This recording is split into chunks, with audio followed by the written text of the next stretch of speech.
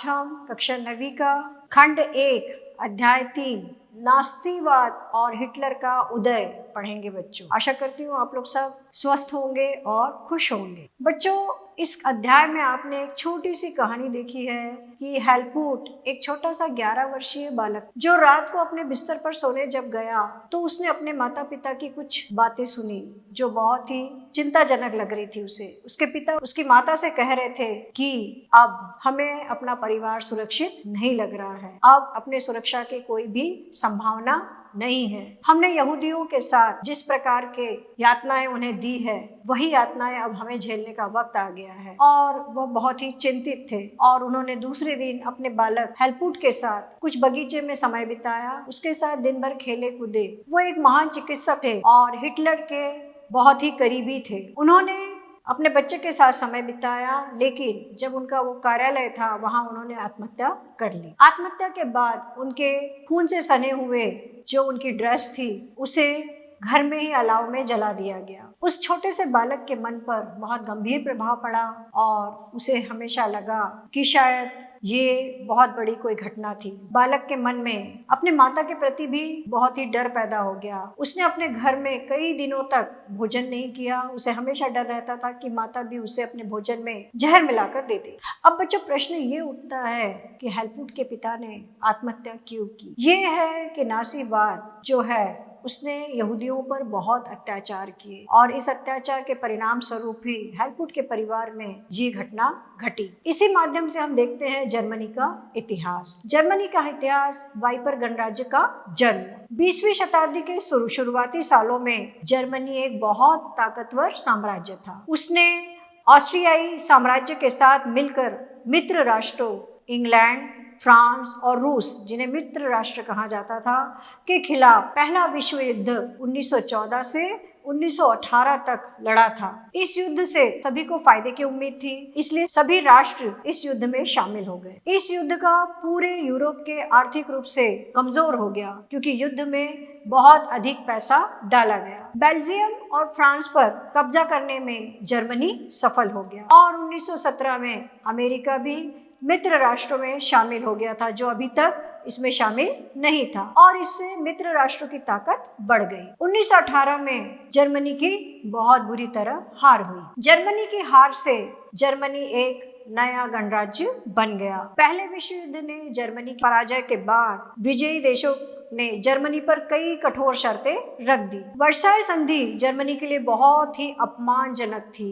इस संधि से जर्मनी को अपने उपनिवेश, कोयला भंडार, फ्रांस, पोलैंड और डेनमार्क, लिथुआनिया के हवाले करने पड़े। जर्मनी पर 6 अरब पाउंड का जुर्माना उस समय लगाया गया था, जो सबसे अधिक था। जर्मनी का खनिज संसाधनों वाला क्षेत्र राइनलैंड पर 20 वर्षों तक मित्र राष्ट्रों का ही कब्जा रहा। सारा उन खजानों का या उन खदानों का उपयोग मित्र राष्ट्र ही विश्व तक करते रहे। अब है कि प्रथम विश्व युद्ध का क्या असर हुआ। प्रथम विश्व युद्ध ने पूरे यूरोप महाद्वीप को आर्थिक व मनोवैज्ञानिक रूप से कमजोर कर दिया। वाइमर गणराज्य ने राष्ट्रीय अपमान सहना पड़ा। सिपाहियों को आम नागरिक से आर्थिक सम्मान दिया जाने लगा। राजनीतिक रेडिकलवाद और आर्थिक संकट। जिस समय वाइमर गणराज्य की स्थापना हुई बच्चों, उसी समय रूस में बोल्शेविक क्रांति हुई। जर्मनी में भी स्पार्टकिस्ट लिंक क्रांति की योजना बनाई जा रही थी। जर्मनी में कम्युनिस्ट पार्टी की नींव डाली जा रही थी। कम्युनिस्ट में साम्यवादी और समाजवादी एक दूसरे के कट्टर दुश्मन हो गए थे। जर्मनी ने पहला विश्व युद्ध बहुत अधिक कर्ज लेकर लड़ा था बच्चों, और युद्ध के बाद उसे हर्जाना भी देना पड़ा। लेकिन 1923 में जर्मनी ने कर्ज व हर्जाना चुकाने से इनकार कर दिया क्योंकि उसकी आर्थिक स्थिति बहुत ही खराब हो गई थी। इसके जवाब में फ्रांसीसियों ने जर्मनी के मुख्य औद्योगिक क्षेत्र रूर पर कब्जा कर लिया। रूर क्षेत्र में जर्मनी का विशाल कोयला क्षेत्र था। जर्मनी ने फ्रांस के विरुद्ध प्रतिरोध के रूप में कागजी मुद्रा का छापना शुरू कर दिया, लेकिन उन्होंने कागजी मुद्रा इतनी अधिक मात्रा में छापी कि उसका मूल्य कम हो गया। जैसे जैसे मार्क की कीमत गिरती गई, जरूरी वस्तुओं की कीमत भी महंगी होती गई। मार्क वहां पर उस समय की मुद्रा थी। जर्मन नागरिक ब्रेड खरीदने के लिए बैलगाड़ी भरकर रुपए ले जाकर खरीदते थे। इस संकट को अति मुद्रास्फीति का नाम दिया गया। जर्मनी को इस संकट से निकालने के लिए अमेरिका ने डाउस योजना बनाई और जर्मनी को मदद करने के लिए आगे बढ़ा। मंदी का साल सन 1924 से लेकर 1928 तक जर्मनी में स्थिरता बनी रही क्योंकि उसे अमेरिका मदद कर रहा था। जर्मनी अमेरिका से लिए गए कर्जे पर आश्रित था क्योंकि उसने उससे उधार लिया हुआ था। विश्व में शेयर बाजार धराशायी हो गए। जर्मनी को अमेरिका से मिलने वाली मदद रातों रात बंद हो गई क्योंकि अब शेयर मार्केट में बहुत नीचे स्तर पर आ गया। और सन 1929 से लेकर सन 1932 तक अमेरिका की राष्ट्रीय आय आधी रह गई।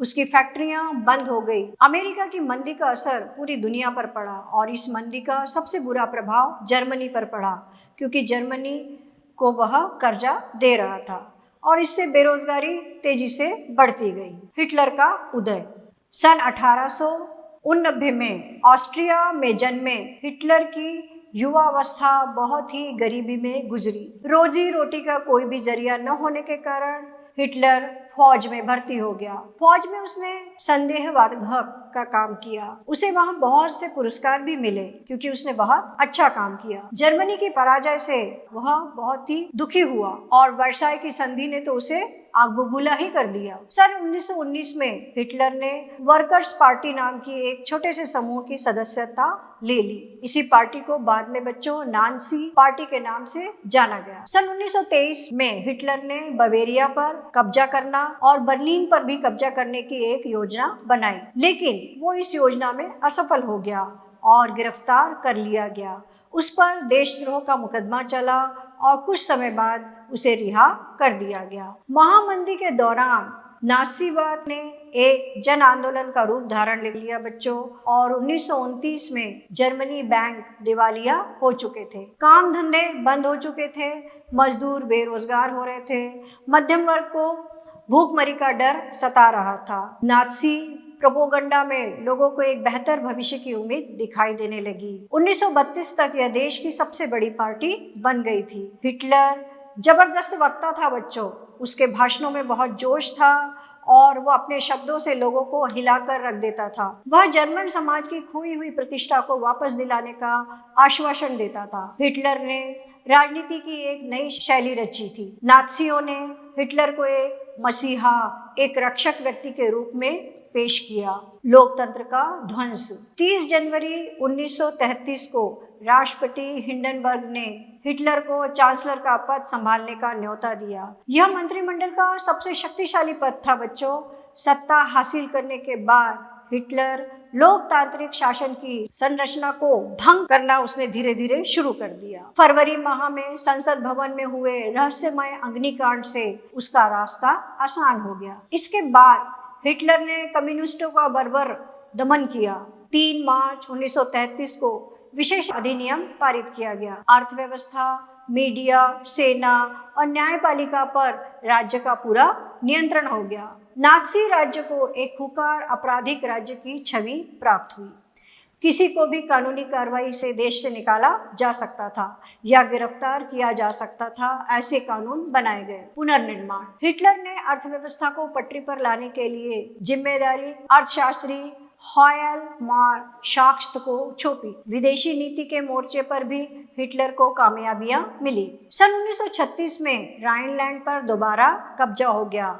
जो राइनलैंड मित्र राष्ट्रों के कब्जों में था वह छूट गया। एक जन, एक साम्राज्य, एक नेता के नारे की आड़ में 1938 में ऑस्ट्रिया को जर्मनी में मिला लिया गया। इसके बाद चेकोस्लोवाकिया को अपने कब्जे में किया गया। हिटलर को इंग्लैंड का खामोशी से समर्थन उस समय तक मिलता रहा। सन 1939 में हिटलर ने पोलैंड पर हमला किया। इसकी वजह से फ्रांस और इंग्लैंड से भी उसका युद्ध शुरू हो गया। सितंबर 1940 में जर्मनी ने इटली और जापान के साथ एक त्रिपक्षीय संधि पर हस्ताक्षर कर दिए। इस संधि से हिटलर मजबूत हो गया और 1940 के अंत में हिटलर अपनी ताकत के शिखर पर था। जून 1941 में उसने सोवियत संघ पर हमला कर दी। सोवियत लाल सेना ने स्टालिनग्राद में जर्मन सेना को घुटने टेकने पर मजबूर कर दिया। पूर्व में जापान की ताकत फैलती जा रही थी, जो विश्व का जो पूर्वी प्रदेश था उस पर जापान की ताकत फैलती जा रही थी। जब जापान ने हिटलर को समर्थन दिया